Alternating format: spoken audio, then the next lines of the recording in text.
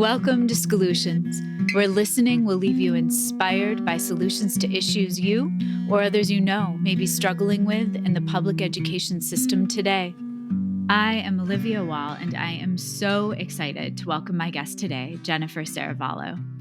Jen is a reading and writing educator, teacher's teacher, author, speaker, and leader of the consulting team Literacy Strategies Consulting, LLC.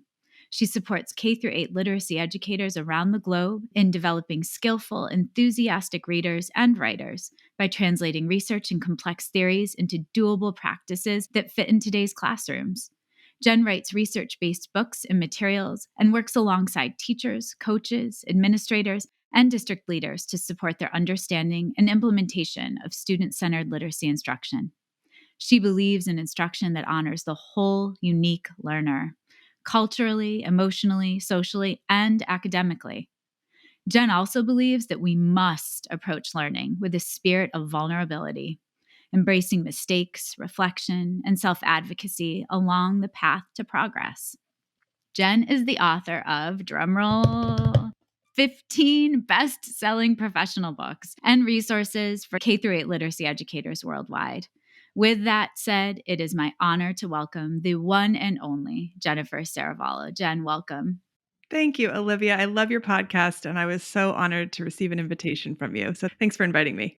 Jen, I love to kick off every episode by asking guests who an inspiring educator is from their life. Would you share with listeners, please? It's hard to choose just one favorite educator because I've been fortunate to know so many, both educators who have taught me, educators that my children have had in school, as well as so many of the educators I've been fortunate to work with in their schools and classrooms. But one that comes to mind is my high school art teacher. His name was Ken Vyeth. And I think one of the things that made his teaching so impactful was that he had such high expectations for all of us. He was so encouraging, and he taught his art class in a way that allowed us to practice a lot. He would spend a tiny bit of time teaching us about a concept like how to find the center line in your face when you're drawing a portrait, so you put your eyes in the right spot, things like that. And then he'd send us off and we'd spend the majority of the time working. He used to walk around the room and he'd tell us that our work was successful, or he'd encourage us to keep going. He was just really hands-on, super engaged with everybody, and I just always really looked forward to his class. And I think maybe that's part of why I'm so drawn to workshop model teaching, why I love setting kids up to be successful, giving them lots of time to work, giving them encouragement and feedback. And I move around the room a lot. I feel like in a lot of ways, the way I teach reading and writing echoes the way that Ken Vyeth taught me art. Absolutely. So there is an issue that has been an issue for a long time, and as we all try to be voluminous readers of research, being educators, your website with the new podcast tab could not articulate the issue that I want to talk about with you better. The collection of knowledge and advice about best practices in literacy education is always evolving. This is both a gift and a challenge, and boy, is it ever. And the solution that I am so excited to offer listeners today is your new podcast, To the Classroom. So that's what our conversation is going to focus on today. What would you like listeners to know about your new podcast, To the Classroom?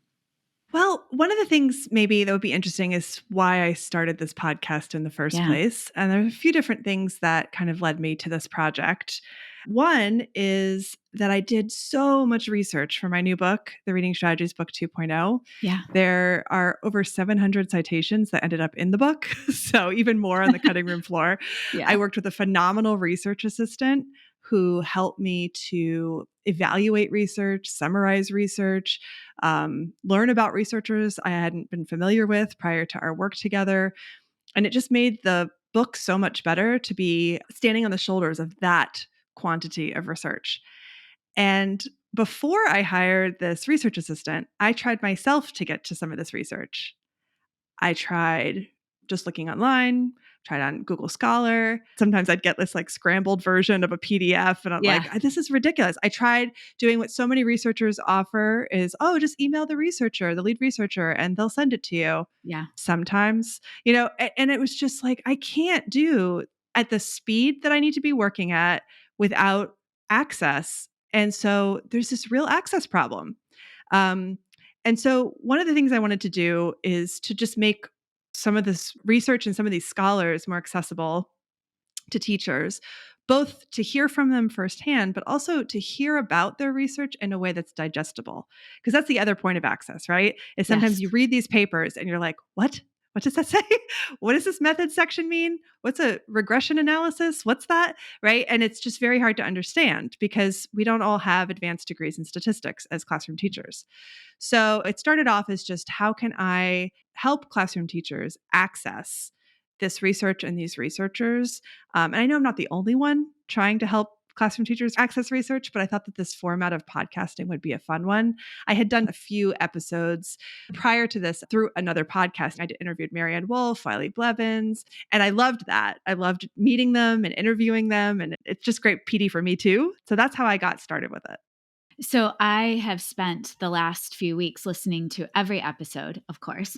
I'm honored. Thank you. Well, to me, the structure is so it's just beautiful because you interview the actual researcher, but then, as you said, you digest the research and you talk about how can this be applied. Can you say more about that structure so listeners know what to expect?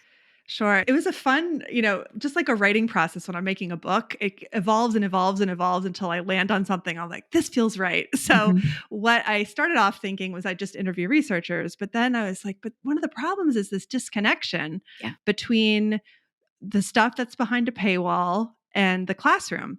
And what's the research really for? And many researchers will even say this. It's to help inform classroom practice. That's where the magic is, right? So basically the format is I have colleagues listening in. Often they're members of my consulting team, but we also have some episodes coming up where I've invited some other educators that are friends of friends or in schools that I work in. And they are on live while I'm recording the interview with the researcher. I wondered about that. Yeah. And so they're listening while we're doing the interview.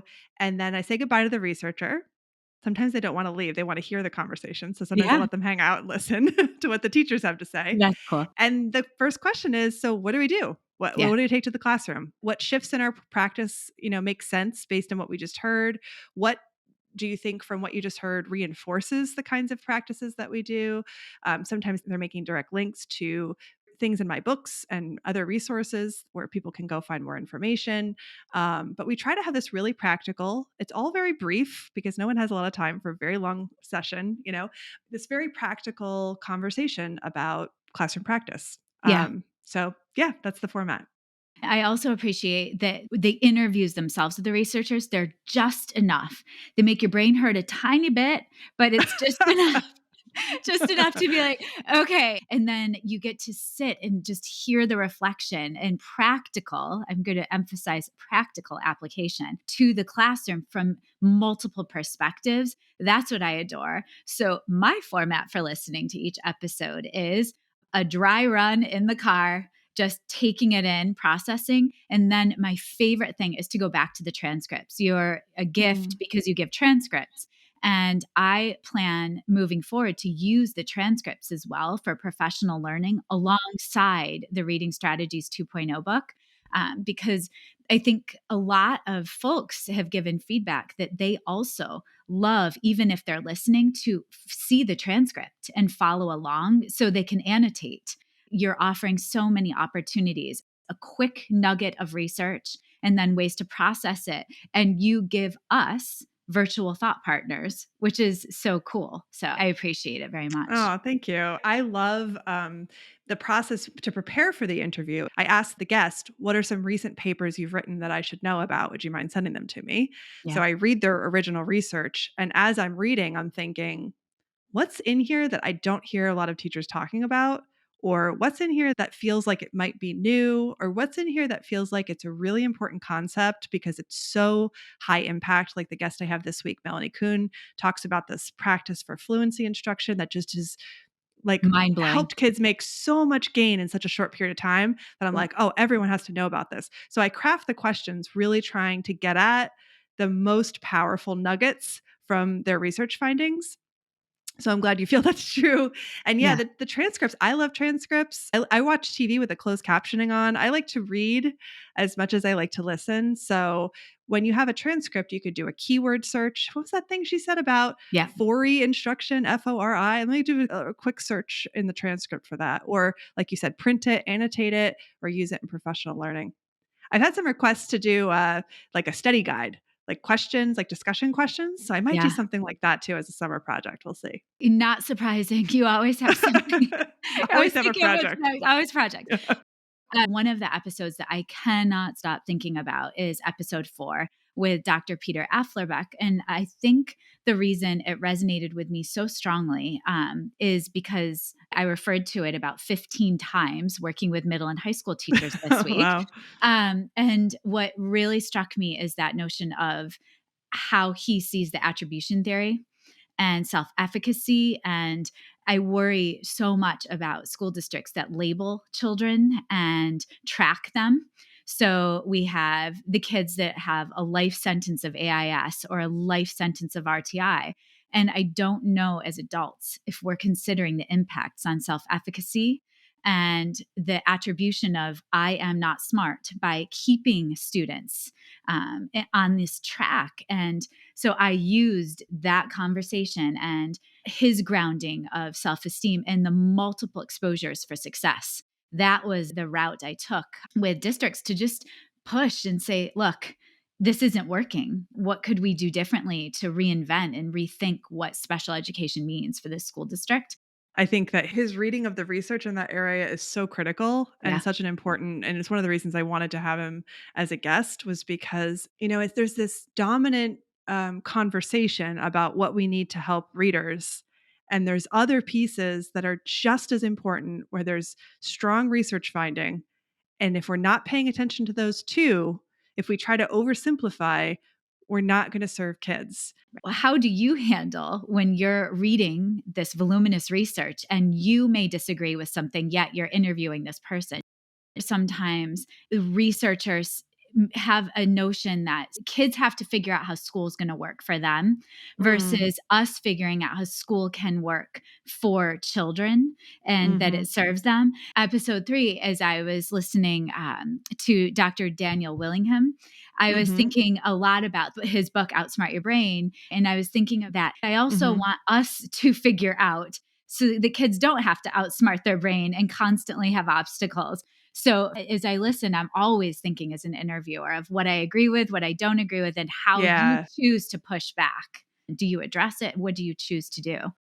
Well, I left something in that one, right? He was saying that really it doesn't help kids to set them up with any kind of graphic organizer or structural frame before note taking. Research just doesn't show that that is effective. That surprised and me, I was pushing back and I said, well, but there's all this research about the importance of teaching kids about text structure as one of the main strategies to help with comprehension, that kids have to know the structure. So wouldn't it stand to reason that, and he said, no. He just said no. I wondered. I was sitting there like, what's she thinking? What's she thinking? I was thinking, I don't agree with you on that. Or I'm gonna look more into that after this interview. But I left it in there because I think, listen, we are in a time of massive disagreement on a very public platform. People are disagreeing loudly. And sometimes I don't think they're disagreeing respectfully. I have strategies for that in my book, by the way. I want to hand people some strategies from the conversation chapter, the discourse chapter. They're not always disagreeing respectfully. They're not always listening to what the person they're disagreeing with is really saying. So maybe I'm trying to model what that looks like, to listen, to ask questions respectfully, to clarify, and to let disagreements sometimes be. We just see things differently. Also, not for nothing, but he is a well-respected researcher, but comes from a particular viewpoint, which is he teaches college. Yeah. And I'm coming from a very different viewpoint. I spend time with 5-year-olds and 6-year-olds. And, so what he sees and how he understands learning and teaching is from his reading of the research and from his own firsthand experience. And he talks a lot about the firsthand experience, or he said it in an interview more than once, I don't know what the research says about this, but from my experience, and And I kind of love that because, yeah, shouldn't teachers also Yes. say, well, from my own experience, teaching for 20 years, first grade children, Yep. I know some things. I have an accumulated knowledge. It is research in its own way. And so I think that's valid too. So I just Yeah. hope we all can listen to each other a little bit more and disagree in ways that are respectful. But often, if you really listen, I feel like we're often saying the same thing in a different way. And I'm also thinking, yes, educators should be able to say, from my experience of teaching for 20 years, and I would push that a step farther to say, I think they should be able to use that as agency and have autonomy over the choices they're making for their children. So Mhm. I would take that a step even more. One of my favorite moments of episode 6 is when Dr. Melanie Kuhn was speaking about what she did, her process of closing that gap for fluency in such a small time period. And you say to her, well, I'm guessing you use some strategic instruction to be able to do that. And she flat out said, nope, it was just reading. We just read. I We was like, just but you read, gave them feedback, right? Nope. nope, I was like, nope. what? Nope. And so I'll shift our conversation a little bit. What moments have surprised or challenged or inspired you most so far Mm. on your podcasting journey? One of the things that surprised me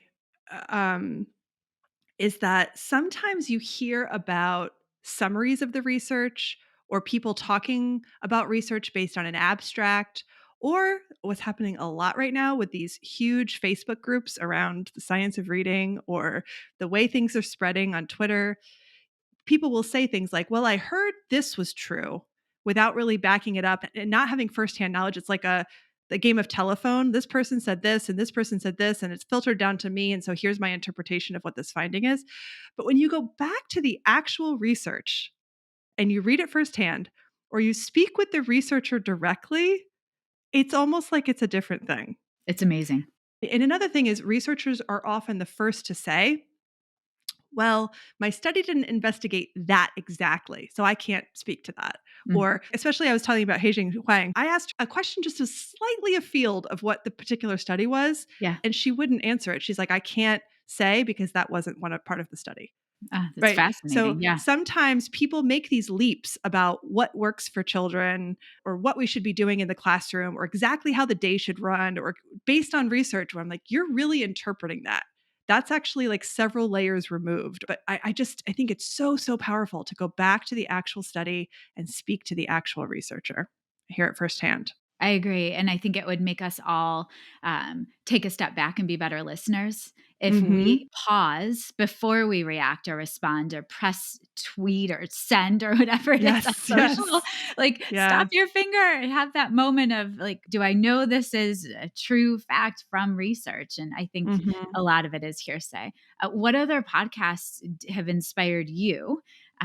Educationally or not. Like, most of my podcast listening, I'll put it out there, is not educational podcasts. So what Mm. has inspired you with tone or the way you've designed your own? Oh my gosh. I have listened to so many podcasts in so many different formats. I probably love, I don't know, I listen to a lot of interview style podcasts and getting ready for making my own and trying to find the right structure. So, like, I listen to Triple R Teaching, I listen to Science of Reading, the podcast. I love like Code Switch, which is more of like a news type show. That's through NPR, and Fresh Air, I've listened to forever Yes. before it was even a podcast, back when it was just you tune in at 4 o'clock for Fresh Air. Have You Heard is a great education podcast. And I actually, for a little bit of time, thought I might use that kind of format where I have a co-host. They kind of banter, then they interview, then they banter some more. Nice White Parents was great. So Many White Guys, which is WNYC Studios. Oh my God, The Splendid Table. I listened to Colby Sharp's The Yarn. I'm just blabbing on here. This American Life. I am like a serious podcast listener. Yeah. Um, Even recently, I listened to this one called Bone Valley, which is like a murder mystery, but it's journalism. So good. There's just so much. Well, I think the whole idea of the podcast is it also, it forces us to sit and really take someone else's ideas and thoughts. And I love listening when I'm driving because I have no other interruptions around me and I just can focus on the road while still really listening and taking in the learning. So I've always wondered about you as a human, how you juggle what you do, how you somehow produce and publish books. It seems like every month, every week, like there was I a time know. where you just had new pieces coming out and coming out. How in the world do you stay up to date with the ever evolving educational research? Well, podcasts are helpful. I have dogs. I walk the dogs a lot, so I Yeah. listen to podcasts while I'm walking the dogs and when I'm commuting, same as you. I'd rather listen. I get, motion sickness even on a plane, so I'd rather listen than read, when I'm driving, when I'm on a train, so I just listen a lot.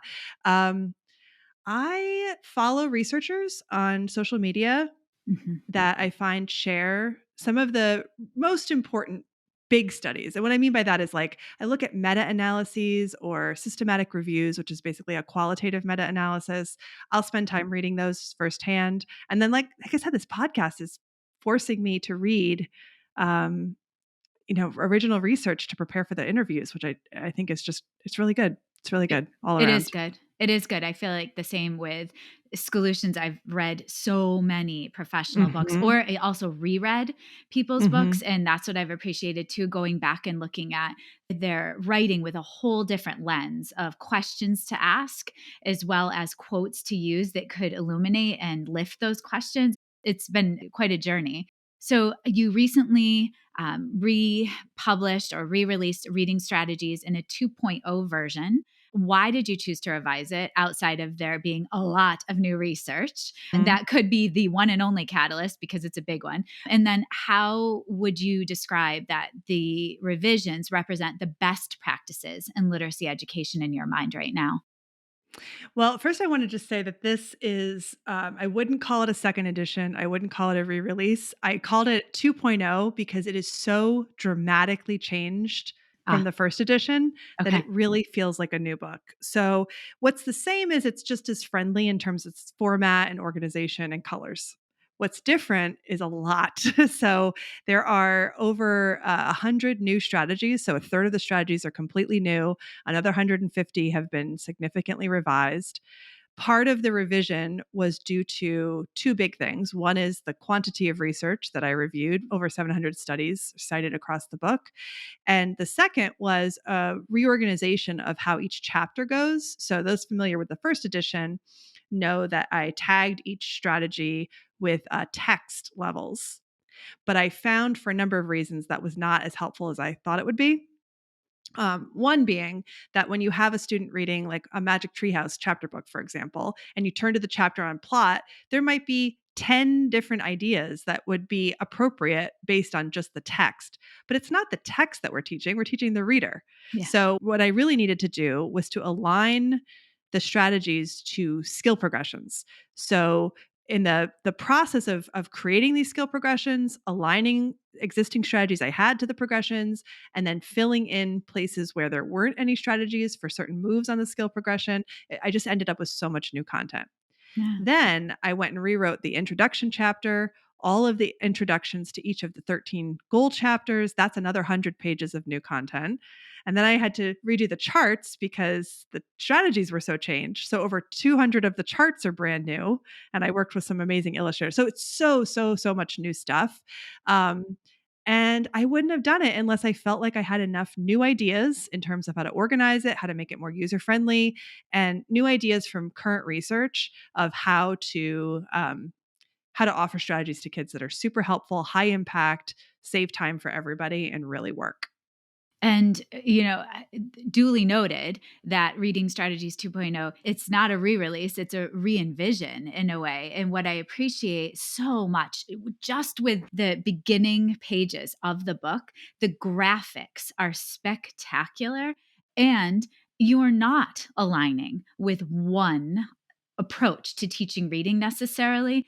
I appreciate the graphic that shows the comparison between all of the different reading approaches that are being touted and pushed. And then as adults, as educators, we can see, what's going to work best based on the demands of school districts that we're living with in the moment. And it's that notion of compliance versus proficiency, right? Like, how can I be proficient as an educator and use Reading Strategies 2.0 to meet the needs of my children because I understand and compare and contrast the different ways of working with kids. So I appreciate that a lot. Thank you. Thank you. Yeah. Yeah. So let's wrap our conversation around call to action. How outside of listening to your podcast, which has been extraordinary, what do you think we can do to digest and apply current research to our classroom practices? Yeah, I think you need a combination of some reading of firsthand or listening to researchers describe their reading or attending conferences where researchers are speaking, together with a collaborative community of learners in your school who evaluate whether the practices that are found in the research actually do work with your population of students. Yeah. One thing that's really important, I think, to be aware of as we're approaching research is that sometimes the studies are done with a very particular population of students. For example, the researchers are at a university, so they recruit the children of the university professors that they have access to, right? Or the research was done in a laboratory setting, working with kids one-on-one, but the finding hasn't been replicated. It works, in that situation, but it hasn't been replicated in a class with 25 first graders with diverse needs, right? So, and I think being scientific means being a little bit skeptical always and saying, does it work here? Is this really? So I think there's a lot of exciting possibility to explore the findings with colleagues, to learn together, to teach in front of each other, to discuss what you're seeing in your classroom with your students as compared to what the research says. What other questions you still have. My episode on Monday is with a researcher who researches research use in classrooms. Talk about meta, right? And he's like, reach out to your local university professor. He's like, it shouldn't just be the researchers driving the questions. It should be teachers. Yeah. We need better research teacher partnerships where teachers tell us, here's the problem of practice. Here's what I'm looking to try to figure out. Here's what I'd love to see studied. He honors the research that teachers do. I don't want to give away the whole episode, but he honors the research that teachers do and says, but teachers don't have the statistical analysis capabilities that researchers have. So if you can partner with us, we can help you evaluate the things that you're trying in your classroom just to have better outcomes for all. So I think, there's the research, there's a consumption of research, there's a collaboration with colleagues, and then there's the potential to collaborate with researchers and have it not just be unidirectional, like researcher tells classroom teacher what to do, but bidirectional, where classroom teachers can help inform what the next questions are that are studied in research. So your podcast, it's speaking to a number of different topics and you're interviewing lots of different researchers. What's the best way for listeners to get in touch with you? If there's a teacher out there that says, hey, I have ideas, I'd love to hear more research about this. How can we reach you best? So I would encourage everyone to go to my website. It's jenniferserravallo.com. And there's a contact form there. You can find out more about the podcast, the consulting group, the books. There's tons of free resources, printables, downloadables, all there. You can also reach out to me on social media. I'm quite active in my Literacy Strategies Facebook community on Facebook. Twitter, you can tweet at me, but I'm trying to engage more on Instagram. So any of those platforms, you can feel free to direct message me. I answer all my messages or email me or reach out to me through my website. You are incredibly responsive, and I cannot believe that I get to utter the words that I share something in common with Jennifer Serravallo, that we are both podcast hosts and that I had the privilege of interviewing you as a guest today. So thank you so much for the work you do to benefit children. And I'm just so honored to have had you as a guest, Jen. Thank you, Olivia. I loved this conversation. Thanks again for inviting me. Solutions is a podcast created, produced, and edited by me, Olivia Wall. Special thanks to my guest, Jennifer Serravallo. Thanks to my older son, Benjamin, who created the music that's playing in the background. If you like Solutions, please share, rate, review, and follow us on Twitter, Instagram, and Facebook at Solutions Podcast. If you want to reach out, leave me a SpeakPipe voice memo at my website, oliviawall.com/podcast. or via email at solutionspodcast@gmail.com. Don't forget to talk about us nicely on social media, and please keep listening. Let's continue finding inspiration together.